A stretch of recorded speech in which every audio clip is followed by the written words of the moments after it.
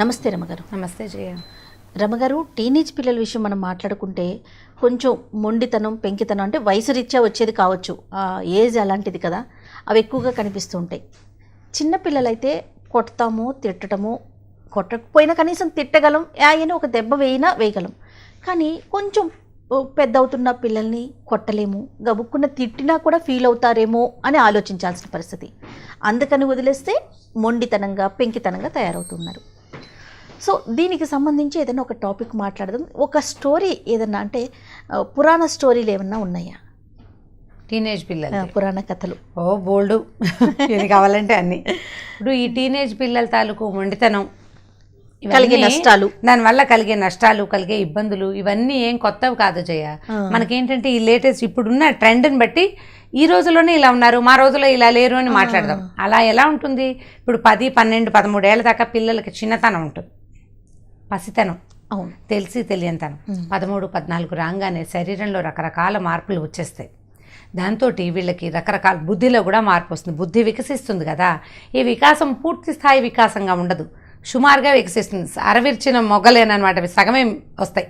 ఇవి వచ్చినప్పుడు ఏమవుతుందంటే ఈ శరీరాన్ని మనసుని కోఆర్డినేట్ చేసుకోవడం పిల్లలకి చేత కాదు. ఆడపిల్లలకైనా మగపిల్లలకైనా. అది ఈ కాలపు పిల్లలైనా పాతకాలపు పిల్లలైనా ఇంతే. పాతకాలంలో ఏంటంటే పిల్లల మీద బాధ్యతలు ఉండేవి. ఏం చేసేవాళ్ళు? 10 ఏళ్ళు ఇండియాలో అయితే 8 ఏళ్ళకి 9 ఏళ్ళకి చిన్నప్పుడే పెళ్లిళ్ళు చేసేవాళ్ళు, వివాహాలు కదా, బాల్య వివాహాలు చేసేవాళ్ళు. వివాహం చేస్తే 14 ఏళ్ళకో ఎప్పుడో పిల్లలు పెద్దవాళ్ళు అవ్వగానే కాపురాలకు పంపించేసేవాళ్ళు. ప్రెగ్నెన్సీలు, ఈ ప్రెగ్నెన్సీని మోసుకోవాలి, అదనంగా ఇంకో పిల్ల బాధ్యత పడుతుంది, ఆ పిల్లని చూసుకోవాలి. ఆ ఇళ్లల్లో పనులు. 10 ఏళ్ళు వచ్చిన పిల్ల పల్లెటూరులో అన్నం వండేసేది ఇది వరకు. అవును, అలాగే ఉండేది. మగపిల్లలు కూడా కొంచెం గడిగడి కాస్త పిల్లవాడు ముదరంగానే, అంటే కొంచెం వయసు వచ్చేసరికి కల్లా వాడిని పనిపాటల్లోకి దింపేసేవాళ్ళు. ఒకవేళ కులవృత్తులు వాళ్ళు అనుకోండి, కులవృత్తులు చేయించేవాళ్ళు, పనులలో హెల్ప్ చేయడము, బరువు బాధ్యత 2 ఉండేవి ఇది వరకు ఆడపిల్లలకి మగపిల్లలకి కూడా. అందులో ఈ జాతి ఆ జాతి కులమత విచక్షణ ఏమీ లేదు జయ, అందరూ ఇదే పని చేసేవాళ్ళు. అయితే ఇప్పుడేమైంది, బరువు బాధ్యతలు చాలా వయసు వచ్చేదాకా మనం పిల్లలకి నేర్పటల. అవును, మన ఇప్పుడు ప్రజెంట్ సొసైటీలో 15 years పాప, దాని కంచం అది పెట్టుకుని దాని అన్నం అది పెట్టుకోలేని వాళ్ళు చాలామంది ఉన్నారు. మా అమ్మాయి పెట్టుకుంటుందండి అని రాస్తారు కొంతమంది, 1-2, చాలా తక్కువ. 15 ఏళ్ల పిల్లలు కూడా కంచంలో బువ్వ కలిపి అమ్మ అన్నం పెట్టడమే ఉంటుంది. ఎందుకంటే పిల్లలు చదువుకుంటున్నారు. ఇదివరకు అట్లాంటి చదువులు కాదు, ఇప్పుడు స్ట్రెస్ఫుల్గా ఉంది చదువే లోకం, దాని మీద పోటీ, దాని మీద పరుగు. స్కూల్కి కాలేజీకి వెళ్తే పొద్దున్న 8కి వెళ్తే రాత్రి 8కి రావటం. మా అబ్బాయి మార్నింగ్ 8కి వెళ్తాడు, ఈవినింగ్ నైట్ 9కి వస్తున్నాడు. అలాగే ఉంది. మనం వాళ్ళతో పరిగెత్తేటప్పుడు పిల్లలకి చదువు తప్ప బరువు బాధ్యత ఏమీ తెలియచేయలేని పరిస్థితి, అసలు అవకాశం లేదు. తప్పు పట్టడానికి లేదు కదా. అందుకని ఇప్పుడున్న పిల్లల టీన్స్ ఎఫెక్ట్స్ మనకి భూతద్దంలో కనపడుతున్నాయి. టీనేజ్ ప్రతి వాడికి ఉంటుంది. ఎవడైనా సరే 12 నిండిన దగ్గర నుంచి 19, 20 నిండేదాకా కౌమారావస్థలో ఇలాగే ఎడాల్సెన్స్ అంటారు, కౌమారావస్థ అంటాం సంస్కృతంలో. అయితే తెలుగులో కూడా మాబోటి వాళ్ళ మేము అదే భాష మాట్లాడతాం కాబట్టి ఈ అవస్థలో పిల్లలు ఏంటంటే అది కౌమార దశ కాదు, బాల్యం. ఎలాంటి దశ? కౌమారావస్థే దాని పేరు. అవస్థ అంటే రకరకాల ఇబ్బందులు ఉంటాయి పిల్లలకి, చెప్పుకోలేనివి, చెప్పలేనివి. దాంతో ఈ సమస్యలు వస్తాయి. ఇప్పుడు ఇది ఇప్పుడిదే కాదు, పాతకాలంలో కూడా ఉండేది. ఈ టీనేజ్లో పిల్లలు మంకుగా ఉండటం, మొండిగా ఉంటాం, ఏదైనా ఒకటి పట్టుకుని దానికే పట్టుకుని వేళ్లాడడం, ఇవన్నీ లోక సహజంగా ఉండేవి. మనకి మీరు పురాణ కథలు అప్పుడప్పుడు అడుగుతుంటారు.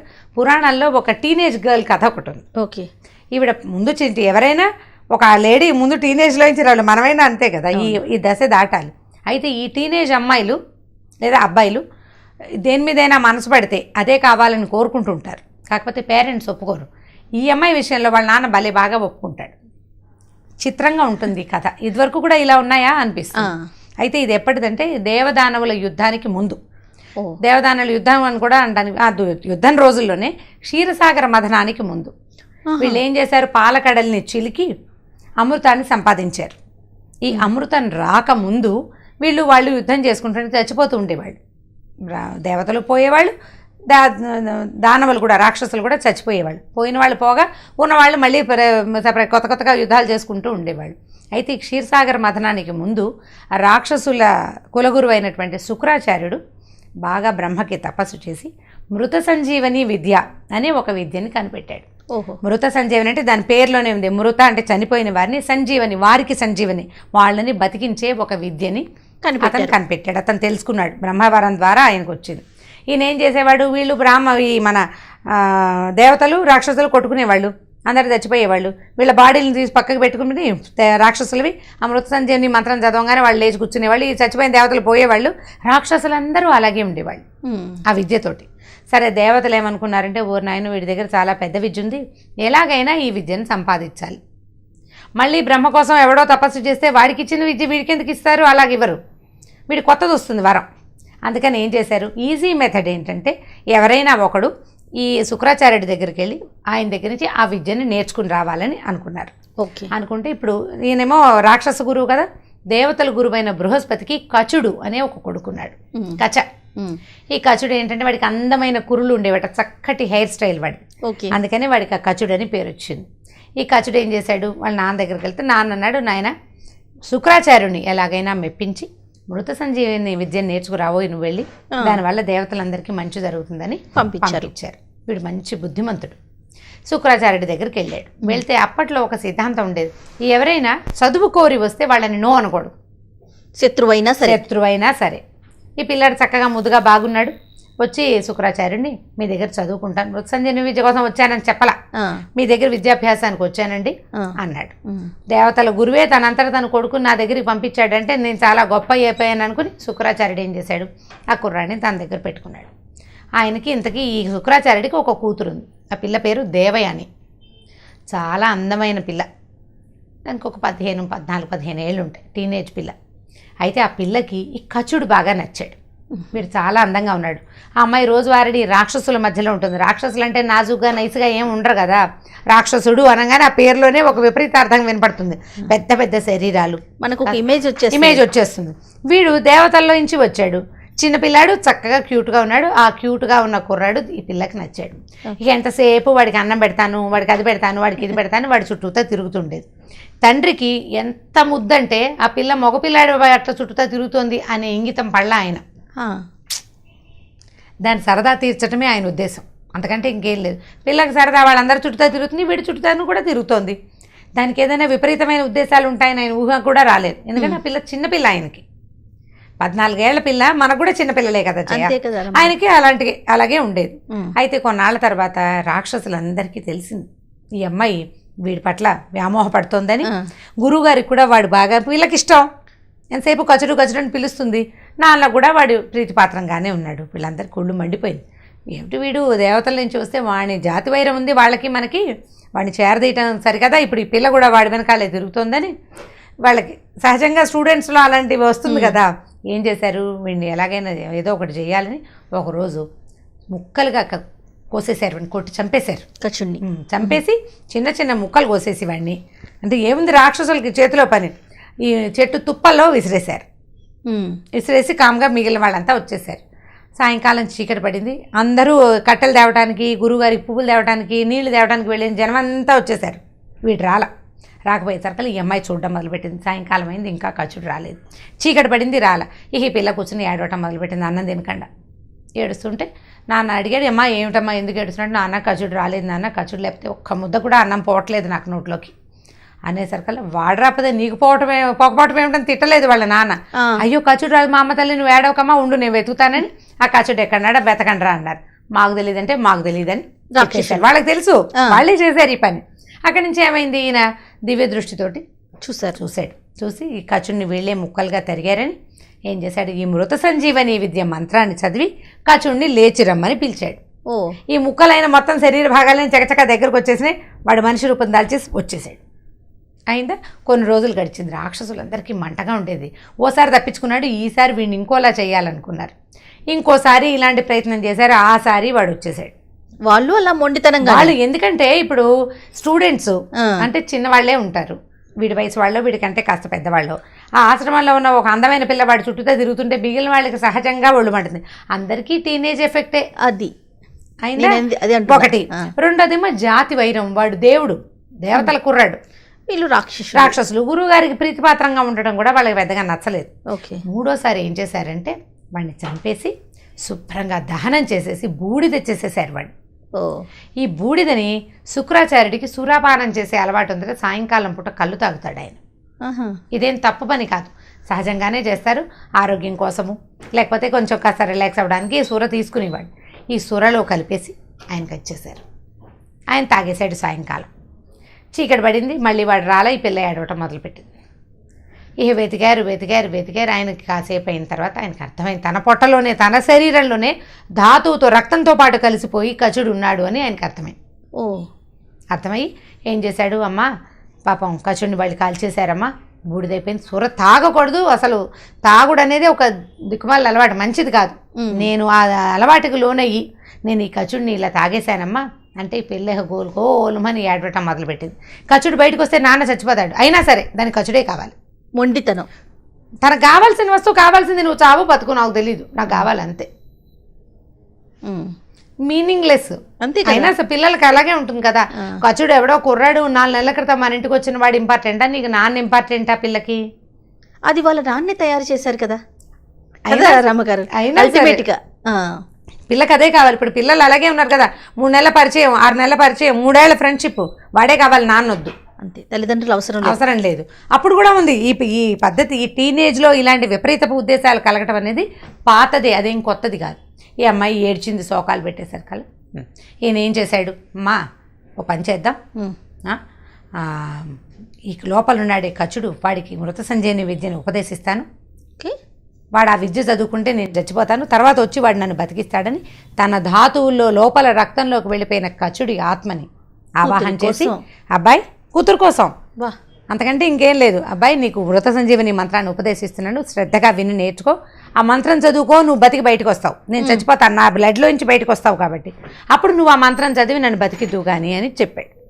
కచుడు ఆత్మ రెడీగా ఉంది అది తీసుకోవడానికి. ఈయనేమో సంజీవని మంత్రం చదివాడు. ఆ కుర్రాడు ఏకసంధాగ్రాహి, ఒక్క దెబ్బకి నేర్చేసుకున్నాడు, చెక్మని మంత్రం చదువుకున్నాడు. చదవంగానే వాడు సశరీరంగా బయటకు వచ్చాడు. శుక్రాచార్యుడు మాత్రం శరీరం అంతా ఛిద్రమైపోయింది. బ్లడ్ రావాలంటే బయటికి ఎలా వస్తుంది, ఛిద్రమైపోయి మరణించాడు. బయటకు వచ్చిన ఈ కుర్రాడు వెంటనే ఆ మంత్రం చదివి గురువు గారిని బతికించుకున్నాడు. అయిందా?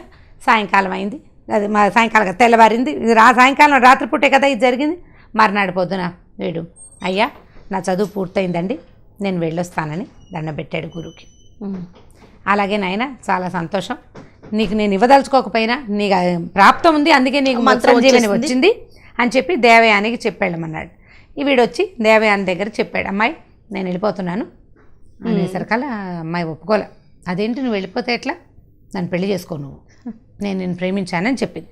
చెప్పేసరికల్లా కచుడు అన్నాడు, చెవులు మూసుకున్నాడు, శాంతం పాపం అని, నువ్వు గురువుగారి కూతురువి, చెల్లెలతో సమానం, నేను పెళ్లి చేసుకోవటం ఏమిటి, నేను పెళ్లి చేసుకోను అన్నాడు. అమ్మాయింది, అదేమిటి నువ్వు 2 సార్లు కాదు 3 సార్లు చచ్చిపోయావు, నా వల్లే బతికావు, నువ్వు 3 సార్లు నువ్వు చచ్చిపోతే నువ్వు నా వల్లే బతికావు, నేను అడగడం బట్టే మా నాన్న నిన్ను బతికిచ్చాడు, నీకు దొరకడానికి చాలా కష్టమైనటువంటి మృత సంజీవని విద్యను కూడా నా వల్లే నువ్వు నేర్చుకున్నావు, నేనే దానికి కారణం, కాబట్టి నువ్వు కృతజ్ఞత లేదు నీకు, పెళ్లి చేసుకోనండి. అయితే వాడేం చెప్పాడు, వాడు ధర్మ సూక్ష్మం బాగా చెప్పాడు, అమ్మ నా పుటక్కి కారణం నువ్వు, అంటే నువ్వు మా అమ్మవి. బాగుందా? 3 సార్లు, ఒకసారి కాదు, మా అమ్మ ఒక్కసారే కానీ అది నువ్వు 3 సార్లు పుట్టించావు నన్ను. అండ్ 4వది, నా విద్యకి నువ్వు కారణం అయితే నువ్వు నా తండ్రితోటి సమానం, మా అమ్మ నాన్న చెల్లెలు 3టితో సమానమైన నిన్ను నేను పెళ్లి చేసుకోను అనేసరికి ఈ అమ్మాయికి కోపం పట్టలేకపోయింది. ప్రేమించింది వాడిని, వదిలేయకుండా ఏమందంటే, దుర్మార్గుడా, నేను నీకు ఇంత చేస్తే నువ్వు ఇలా ధర్మపన్నాలు చెప్తావా, నువ్వు ఏ విద్య నేర్చుకున్నావో ఆ విద్య నీకు పనికి రాకుండా పోతుంది, పో ఇక్కడి నుంచి చెప్పించింది. మన దగ్గర లేరు, అమ్మాయి ప్రేమించలేదు, నా వల్ల కాదు, నేను నీతో ఉండలేను అనగానే యాసిడ్లు పోస్తున్నారు, ఏదో చేస్తుంటారు, దాన్ని చంపేసైనా పగ తీర్చుకోవాలనుకుంటారు. అంతేగాని మనం ప్రేమించామనే ఇంగితం లేదు, టీనేజ్ వల్ల రాదు, టీనేజ్ వల్లే ఇలాంటివి వస్తాయి. అక్కడి నుంచి ఏమైంది, ఆ కచుడు వెంటనే బ్రహ్మను తలుచుకుని, నా విద్య నాకు కాదు, నా కోసం కాదు, నేను బతకడం కోసం తీసుకోవాలి, నేను యుద్ధాలు చేసేవాడిని కాదు, బ్రాహ్మణ్ణి, ఇలా ఇంట్లో కూర్చొని జపం చేసుకుంటాను, నా వల్ల అందరూ ఉపదేశం పొందుతారు, నాకు ఉపయోగపడకపోయినా నాకు పర్వాలేదు, కానీ ఇప్పుడు నువ్వు బ్రాహ్మణ పిల్లవి, గురుగారి కూతురువి, నీకు ఇంత అపజాత్యం ఏమిటి, ఈ రోషం ఏమిటి నీకు, అందుకని స్వజాతీయుడు నిన్ను పెళ్లి చేసుకోడు, ఇంకా నువ్వు బ్రాహ్మణలో నీ పెళ్ళి అవ్వదు, కులం తప్పుతావు నువ్వు అని చెప్పేసి శపించాడు. ఓ ఎందుకంటే ఈ జాతికి ఉండవలసిందేంటి? విద్య నేర్పించే గుణం, శాంతం, సంయమనం ఉండాలి. నీ దగ్గర అది లేదు. మీ నాన్న శత్రువు కొడుకునైనా సరే నాకు విద్య నేర్పించాడు. ఆయన నిజమైన బ్రాహ్మణుడు, నువ్వు కాదు. నీకు నీ కులంలో పెళ్ళవదు, వేరే చేతి వాడిని పెళ్లి చేసుకో, నీకు అదే తగిన శాస్తి అని చెప్పి వెళ్ళిపోయాడు.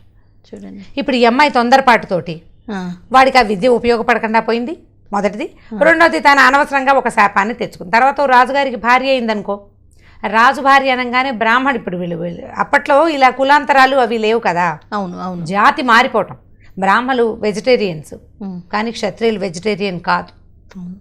హింసకి తావుంటుంది వాళ్ళ జీవితాలు. బ్రాహ్మణుల దగ్గర హింస ఉండదు కదా. దాంతో ఇలా అయిపోయిందనమాట. ఇప్పుడు ఈ టీనేజ్ ఎఫెక్ట్ వల్లే ఈ అమ్మాయి ఇలా ప్రయత్నం చేసింది, ఇలా తొందరపడింది. ఇప్పుడు నాన్నైనా ఆ పిల్ల ఇలా పిచ్చివేషాలు వేస్తుంటే దాన్ని ఎంకరేజ్ చేయలేదు, కానీ డిస్కరేజ్ కూడా చేయలే. అమ్మాయి ఇది చేయకూడదు, ఈ కచుడి మీద ఈ రకమైన ఆసక్తి మంచిది కాదు, తప్పును సరి చేయలా అని చెప్పాల. ఎందుకంటే కూతురు మీద ప్రేమ. మన దగ్గర బోడు మంది ఉంటారు కదా, కూతురు ప్రేమ అందరికీ ఉంటుంది. తల్లులకి కొడుకుల మీద, తండ్రులకి కూతుళ్ళ మీద. పిల్లల తప్పులను ఎంకరేజ్ చేస్తాం, చూసి చూడనట్టు ఊరుకుంటే ఇదిగో ఈ టీనేజ్ వల్ల ఇలాంటి సమస్యలు వస్తాయి. దీన్ని మొదటే ఖండించి, మొదటి రోజునే ఆపి, మొదటప్పుడే చెప్పేసి, అంటే ఎందుకు మాంటారు అంత సులువు అంటే ఏం కాదు, సులువు ఏం కాదు. అంత ఇన్ని సంవత్సరాలు ఈ 6 ఏళ్ళు పిల్లలతో పడాల్సిందే జయ. ప్రతి ఒక్కరూ ఫేస్ చేయాల్సిందే, చిన్నదో పెద్దదో. అందరూ పెద్ద తీవ్రమైన సమస్యలు తేరు, చిన్నదో పెద్దదో ఏదో ఒకటి ఖచ్చితంగా చేస్తారు. మనం హ్యాండిల్ చేయవలసిందే. పురాణాల వాళ్ళకే తప్పలేదు, పాతకాలం శుక్రాచార్యుడు లాంటి వాడికే తప్పల, ఇంకా మనకేం తప్పుతుంది? కాకపోతే మీరు అన్నట్లుగా ముందు నుంచి కూడా ఫస్టే మనం ఖండించగలగాలి, అది తప్పు అని వాళ్ళకి నచ్చే విధంగా మనం చెప్పగలం. తప్పు కాదు, పోనీ కరెక్టే, కానీ నువ్వు ఇప్పుడు నీ ఏజ్ కాదు, నువ్వు చేయకూడదు, ఇది పనికిరాదు, పెద్ద అయ్యాక చేద్దువు. కానీ ఇంకొంచెం పెద్ద అవ్వాలి, ముందు నీ కాళ్ళ మీద నువ్వు నిలబడు, నీ చదువు నువ్వు చదువుకో, నీ పని నువ్వు చేసుకో. నువ్వు ఇప్పుడు చేయవలసింది ఇది. ఇప్పుడు నువ్వు ఏదైనా ఇలాంటి వ్యవహారాలు చేస్తానంటే నీకు తిండి కూడా అవన్నీ ఎక్కడి నుంచి వస్తాయి అని పిల్లలకి ప్రాక్టికల్గా నచ్చ చెప్పాలి. ఇది తప్పు అంటే తప్పు కాదంటాడు వాడు, వాళ్ళు చేయలేదా వీళ్ళు చేయలేదా అవన్నీ చూపిస్తాడు. మనం తప్పు అన్న కొద్దీ వాళ్ళకి చేయాలనిపిస్తుంది. అలా కాకుండా దీన్ని పోస్ట్ పోన్ చేయటం, ఒక 2 ఏళ్ళు ఆగు, వారికి అర్థమయ్యే, ఒక 2 ఏళ్ళు ఆగు. మార్కుల విషయంలో చేసినట్టే చేయ. 20కి 15 వచ్చినాయి అనుకోండి, 20 ఎందుకు రాలేదు అనుకుంటా, ఇంకొక 2 తెచ్చుకోరా, బాగుంటుంది. ఒక 2 మార్క్స్ అన్నామంటే ఆ 2 తెస్తారు, ట్రై చేస్తారు, తర్వాత ఇంకొకటి, అలా మెట్లెక్కించవచ్చు. దీన్ని కూడా పోస్ట్ పోన్ చేసి టీనేజ్ ఎఫెక్ట్స్ అన్నిటినీ చాలా మటుకు పోస్ట్ పోన్మెంట్ తోటే చేయించాలి. ప్రేమతోనే చేయగలం. గట్టిగా చేస్తే ఏం లేదు, మనం బిగిసిన కొద్దీ పిల్లలు బిగిసిపోతారు, అంతే. ఏజింగ్ ఎఫెక్ట్ అంతే. రైట్ రామ్ గారు, థ్యాంక్ యూ సో మచ్ అండి. ఈ వీడియో కనుక మీకు నచ్చినట్లయితే లైక్ చేయండి, షేర్ చేయండి. మరిన్ని వీడియోస్ కోసం మా ఛానల్ని సబ్స్క్రైబ్ చేసుకోండి.